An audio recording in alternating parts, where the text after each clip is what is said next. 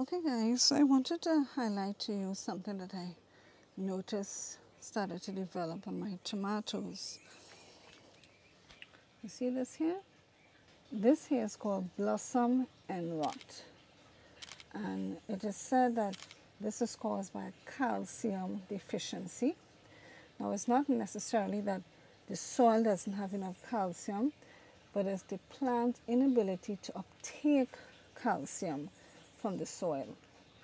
And one reason that could take place is if it's not being watered properly. Now, in my original tomato plants that I did a video on, I used to water it actually twice a day. I would water it once in the morning, early morning, and around 2 o'clock. But with these, I decided just to water it early in the morning.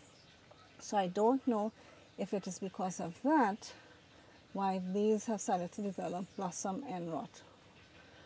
So what I'm going to do is I'm going to try going back to my original schedule, like what I used to do with the original tomato plants, and see if that will solve the problem. I'm also going to, I'm not sure, I don't think my soil is lacking in calcium because I do use compost which has eggshells, but just to be certain, what I will also do is add some, let me just show you here,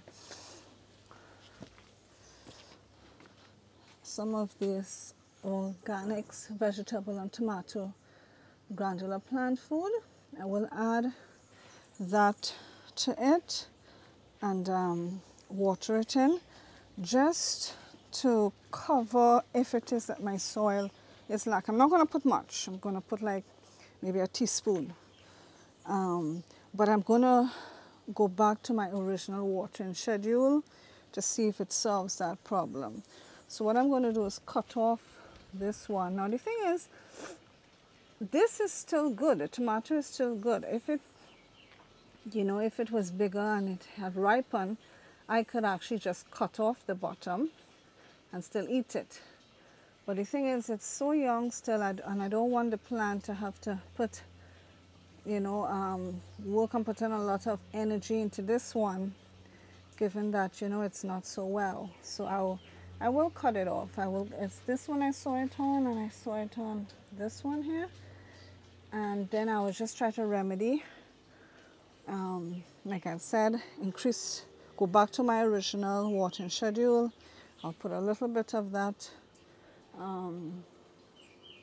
food in it on near to the roots, and I think I saw it on another of the tomatoes. These tomatoes are they're so good, they look so big. I hope that doesn't happen to these.